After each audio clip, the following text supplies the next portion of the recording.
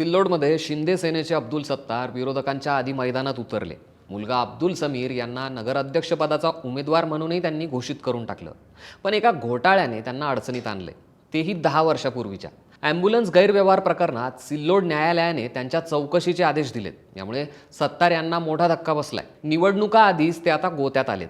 नेमकं हे प्रकरण काय आणि सत्तार यामुळे कसे अडचणीत आलेत, निवडणुकीत त्याचा काय परिणाम होणार आहे, हे सविस्तर जाणून घेऊ। यासाठी हा व्हिडिओ शेवटपर्यंत नक्की पहा। मंत्री असताना 2014 साली अब्दुल सत्तार यांनी आपल्या आमदार निधीमधून 16 लाख रुपयांच्या 2 ॲम्ब्युलन्स खरेदी करून त्या स्वतःच्या संस्थेला दिल्या होत्या। त्यांच्याच मालकीच्या असणाऱ्या प्रगती शिक्षण संस्थेमध्ये त्यांचे सुपुत्र अब्दुल समीर हे अध्यक्ष आहेत, तर स्वतः अब्दुल सत्तार हे त्या संस्थेचे सदस्य आहेत। शिवाय त्यांच्या पत्नी नफिसा बेगम या सचिव आहेत।